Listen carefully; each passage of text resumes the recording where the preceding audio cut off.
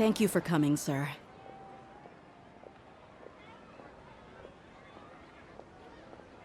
Please allow me to introduce these two. This is the Traveler, and next to him is his travel companion, Paimon. Ah, yes. My daughter has mentioned them from time to time. It's a privilege to finally meet them in person. But we may skip all the pleasantries for now. What is the important... Well, we wanted to bring this transaction record to your attention. There's something on this record. So, that's what you found? Huh.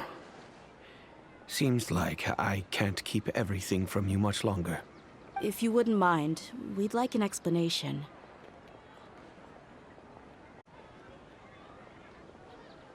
Well, it's a long and difficult story. And to be perfectly honest, I'm not sure if I'm doing the... What I do know, though, Dia, is that the truth will bring you no solace. If anything, it will likely cause you a great amount of anguish. Wait, me? Yes. I understand perfectly why you came to see me. And I am touched by your collective commitment to do the right thing. But knowledge always comes at a price. And sometimes, as they say, ignorance is bliss. Your father, Kusela, and I both believed that. Of course, you have the right to seek and learn the truth, but I must warn you. The facts of this matter may reduce everything you've built for yourself into sand, blowing in the wind.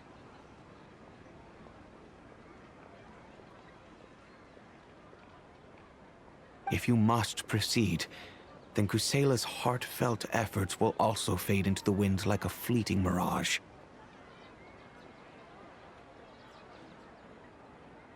His heartfelt efforts? I'm sorry, sir, but I'm not sure I follow.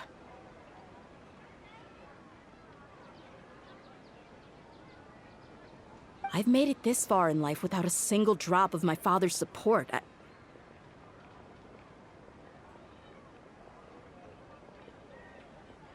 I have my own ideals and ways of looking at the world, as well as people and causes that I've chosen to cherish and fight for. None of these things have anything to do with him.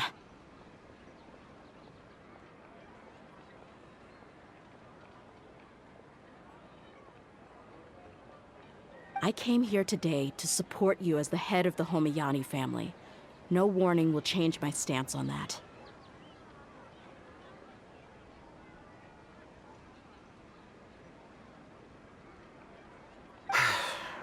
I understand. Then let me tell you a little story. Our family once needed to take a trip to the desert when Dunyarzad was just a baby. Along the way, we were attacked by bandits.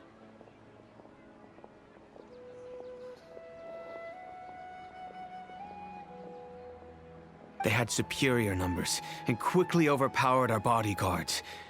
When all seemed lost, a group of passerby Eremites lent us their support.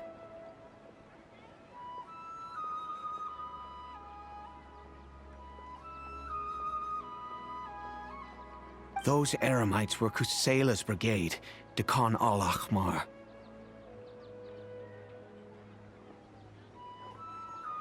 Kusela's men told me that the attackers were Eremite mercenaries, just like themselves. I was shocked. Why would Dekan al-Ahmar go so far to save us and not spare the fellow Eremites?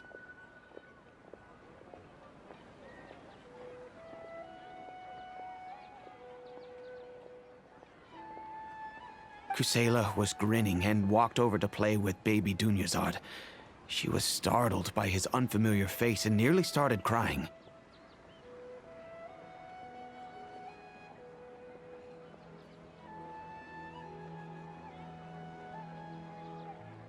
Really? I never knew. He said that he had no particular reason to help us. He just took pity on us because he had a daughter about the same age.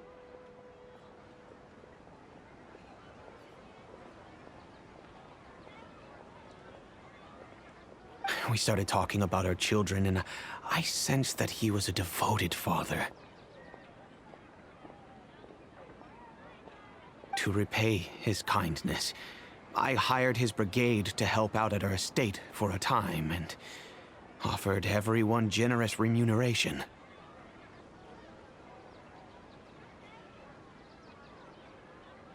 So, that's what happened.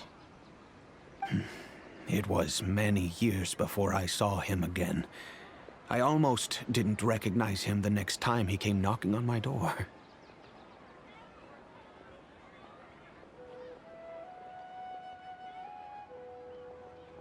The man I knew to be strong and healthy had been reduced to a shell of himself. He couldn't even walk anymore without his cane. So, what happened to him? He was perfectly fine when I left the brigade.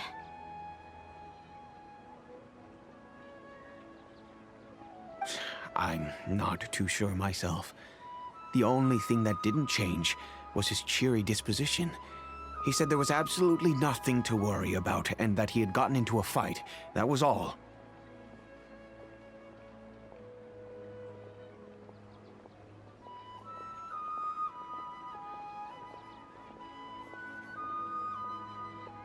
He then suddenly asked me if Dunyarzad, now that she had grown, would need a bodyguard of her own.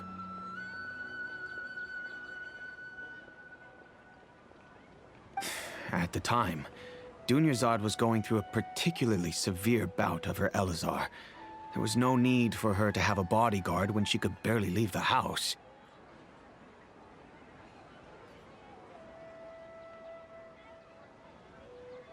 But he kept coming back to the topic. Come on, it never hurts to be safe. How do you know a bodyguard won't come in handy one day?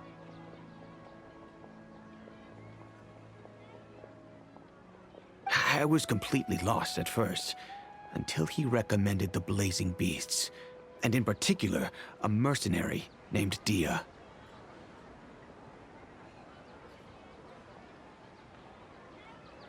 So he was the one who recommended Dia to you.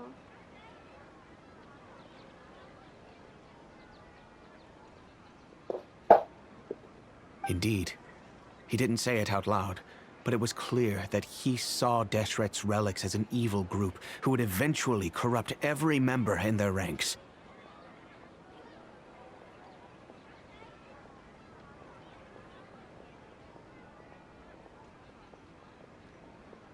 He was already beyond redemption, but he hoped that he would be able to detach his daughter from the vicious world of mercenary life.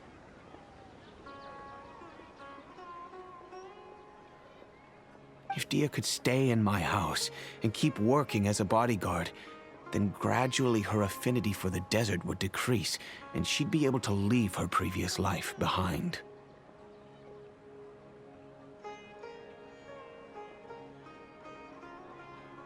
And that's why you offered her such generous compensation?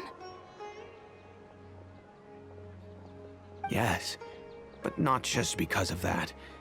From the moment that he asked me for that favor, I also began to see Dia as my own daughter.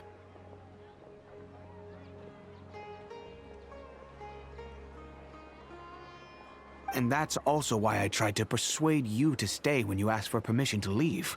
I was willing to spend however much it took.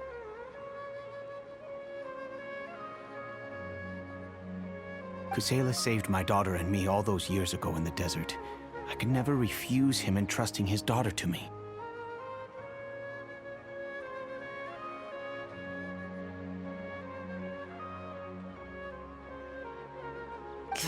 He was always like that, acting like he's oh so smart and self-righteous.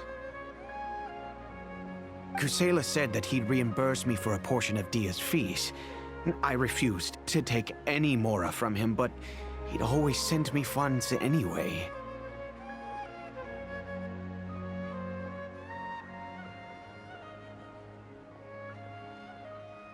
Eventually, I just accepted them as a token of his gratitude. And that went on for a while until I received another letter from him a few years ago.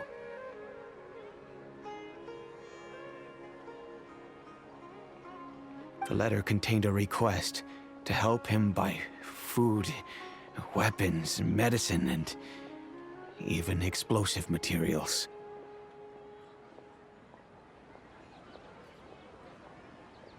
Wait!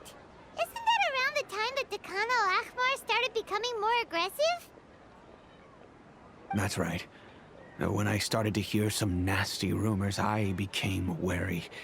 I wanted to meet him face to face to discuss things. But by then, he was no longer receptive to my requests to talk. If I had to guess, it's probably because he doesn't want to put Dia at risk.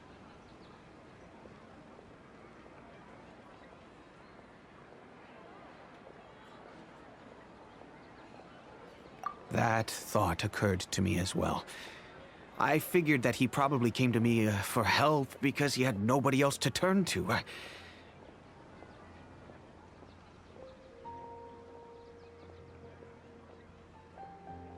After some deliberation, I decided to send him some food and medicine. I turned down all his requests for explosives and weaponry.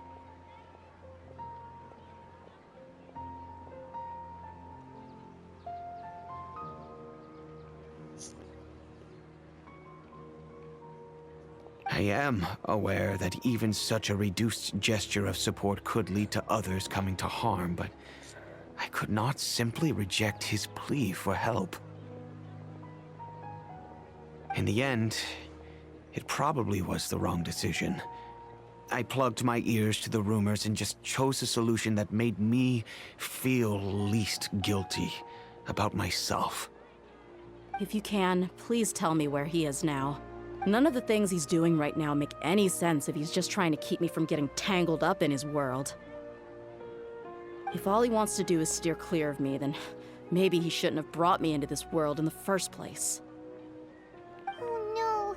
Dia, please don't feel that way. I'm just angry because I can't wrap my head around any of his actions.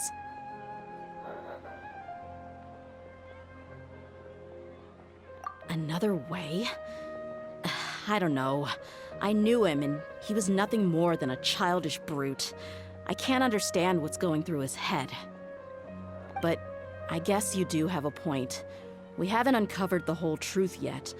We still need to figure out his exact actions and reasoning for these last few years.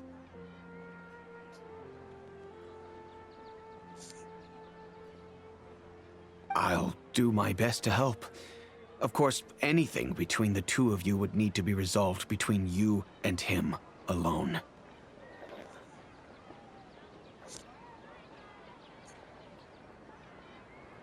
I don't know Kusela's exact whereabouts.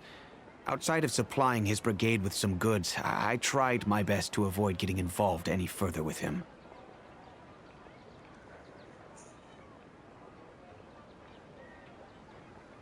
However, there's a man on the list named Jawed. He used to be a mercenary in the desert and is now a member of the Corps of 30.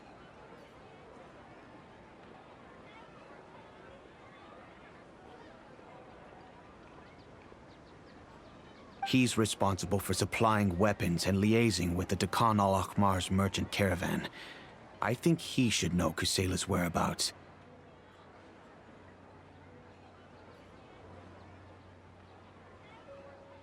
I've heard that he likes to have a few drinks alone and enjoy the cool wind at night outside the tavern.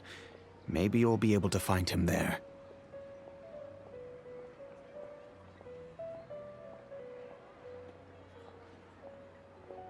Understood.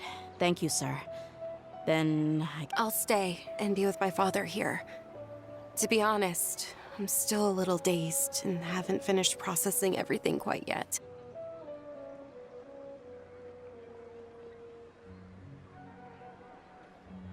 My father has indeed done something wrong, but if I think about it, I'm also not sure if there was a right way to handle this problem. I feel like our only course of action is to turn everything we know over to the Corps of 30 and let them render judgment.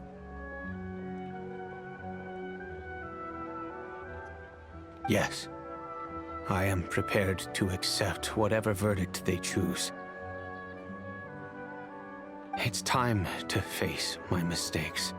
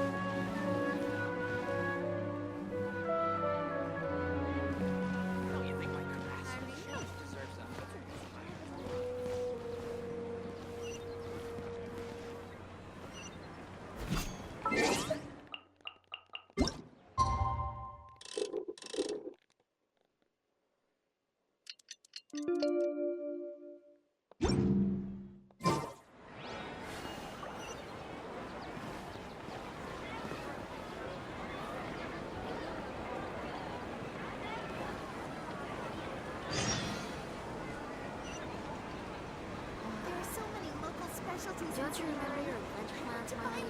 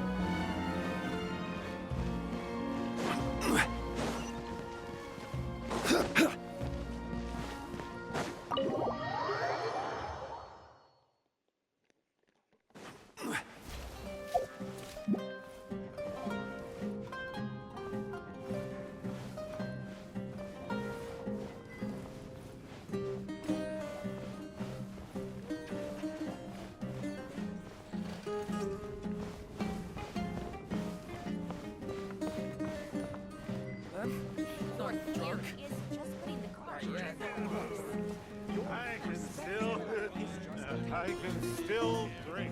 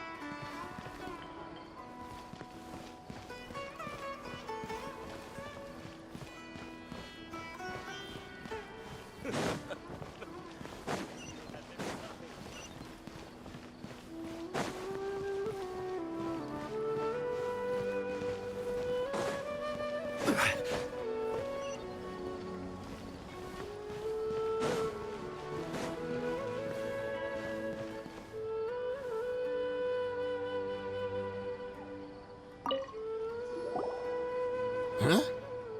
Who are you guys? I know what you've been up to. Smuggling weapons to violent brigades in the desert while working for the Corps. Shh! Keep your voice down. How do you know all that? Come with me. We should take this elsewhere. I'll be happy to talk things over once.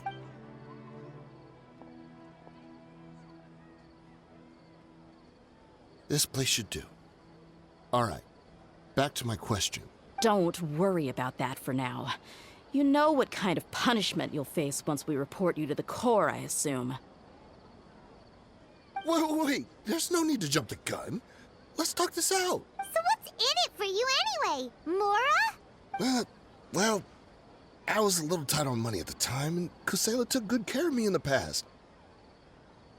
I weighed it in my mind, and I couldn't find a reason to turn the opportunity down.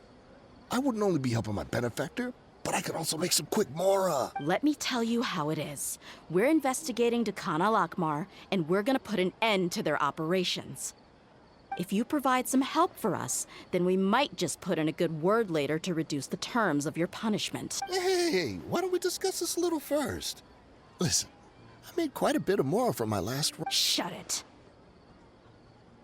My patience is running out. You should know when a mercenary is after something other than money. All right, sheesh. But you gotta promise you'll put in some nice words for me later. They're always on the move. Here's the spot they were at the last time I made my delivery to the desert. Feel free to go have a look. I'm just telling you, though, it's not on me if they're not there anymore. Sure. And then you can forget about any nice words from us. Hey, come on. No. Really? And how do I know you're not leading us straight into a trap? Don't forget, you're the one with no bargaining chips. All right, I get it. Why don't you go take a look, and if they're not there anymore, I'll try to figure out something else for you. Now that's more like it. Let's move. And as for you, try to stick around the city until we get back. You don't want us to call the...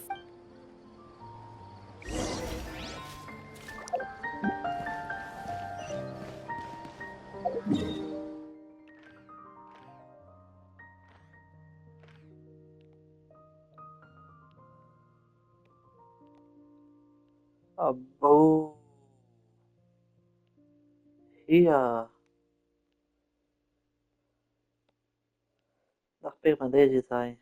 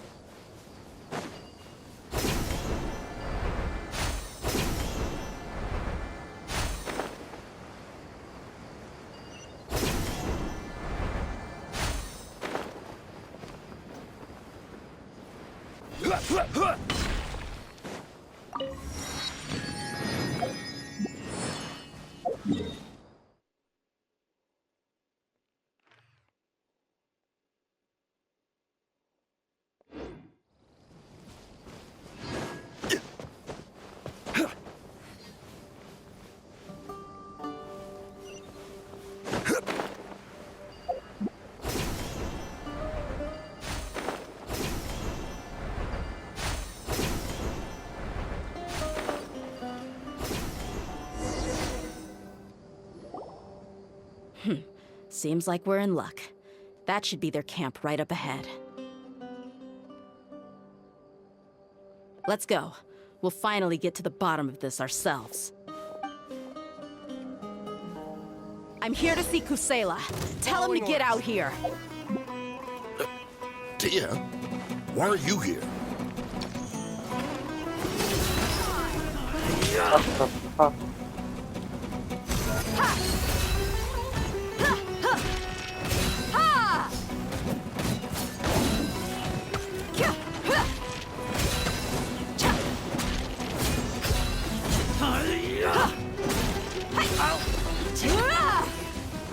Buckle up!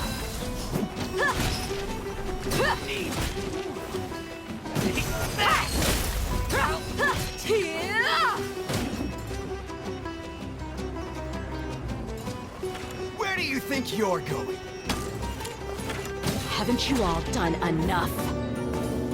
Oh, so are you also here to stop us? Stay out of this. It's got nothing to do with you.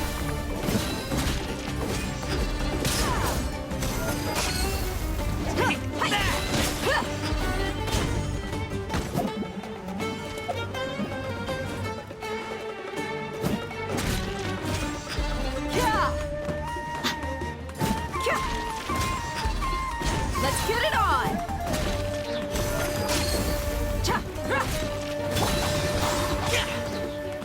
Evil conquering!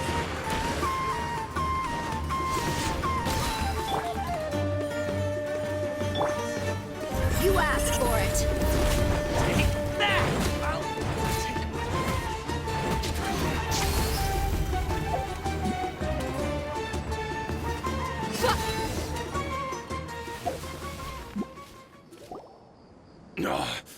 She's so strong. Enough fighting. We all know each other, and I don't want to take things too far.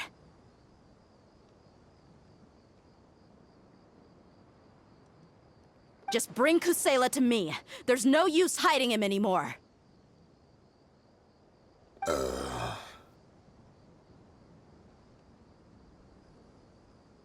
Did you understand a single word I just said? Or do I need to bash your skull in? All right, everyone, let's all just calm down for a second. Dia, the boss can't come out and see you anymore. He died a long time ago. What? Wow.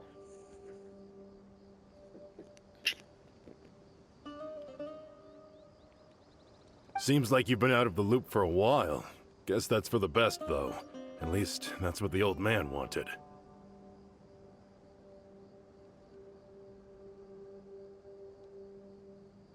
When did he die? What happened to him? A few years ago, Kusela broke up Dakan al-Ahmar and went to the Deshret's Relics headquarters by himself.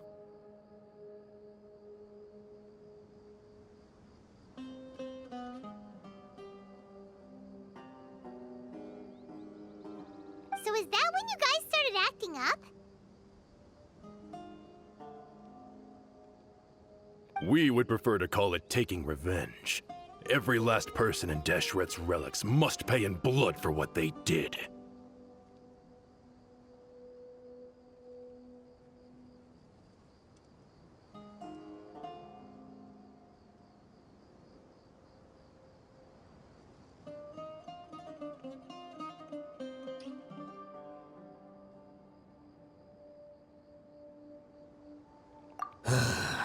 Let me start from the beginning. Dia, do you know how the head of the relics maintained order internally?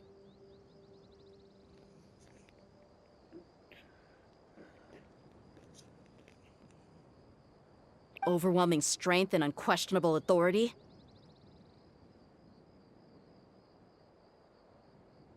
Those were a part of it, yes. But just those on their own weren't enough. They had another tool at their disposal. They called it a person's record.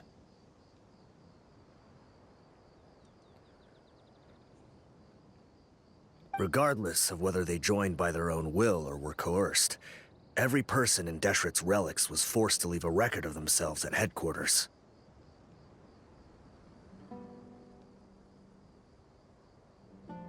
Whether it be their deepest sin, some unforgivable act, or their most immoral exploit, the records served both as a symbol of loyalty and the perfect material for blackmail.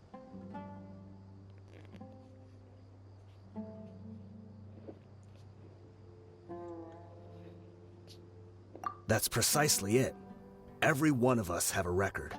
Me, Bashar, Tikriti, and all the boys who grew up with Dia and ended up joining our ranks.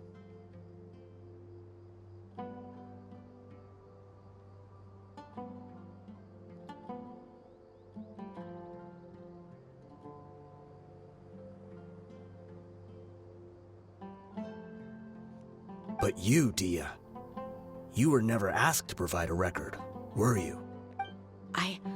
I never even knew this was a requirement. You were probably the only person in all of Deshret's relics who didn't know about it.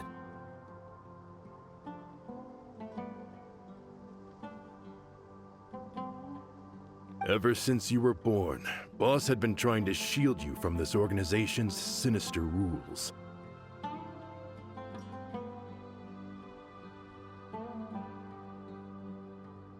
Not only that, but he also banned all of us from committing any nefarious acts. He said he'd take care of the dues we had to pay regularly to headquarters.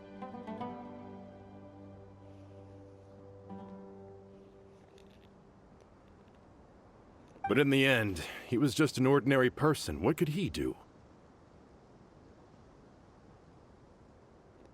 He was forced to go to headquarters again and again to account for missed dues and incomplete records. He'd come up with all kinds of excuses and get beaten up as a result.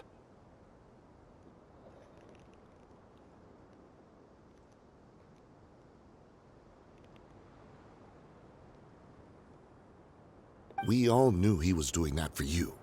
He wanted to get you out of this world, no matter what it took.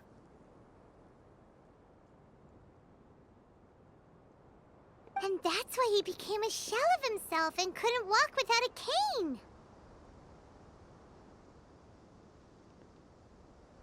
Wait, but that doesn't make any sense. I didn't know about any of this, and I'd never seen him get injured or beaten.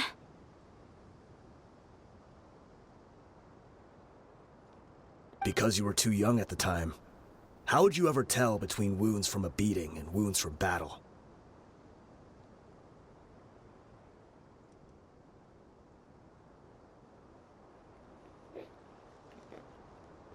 When you left home after that final argument with him, he seemed to age by a decade overnight. Even his hair went gray.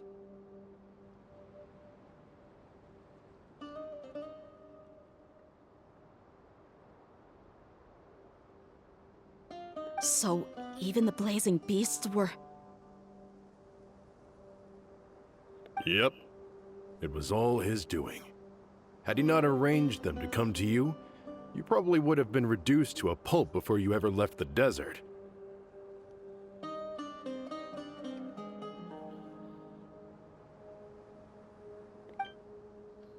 A few years ago, Boss said he needed to make another trip to headquarters. He was already pretty weak then, and we all assumed he was going to get beaten again.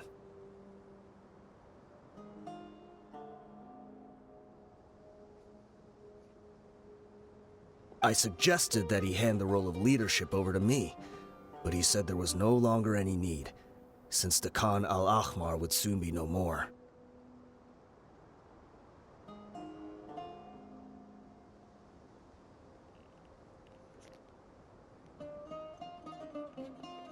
His words made no sense to me, but that night, we heard that a massive fire tore through headquarters and razed everyone's records to ash.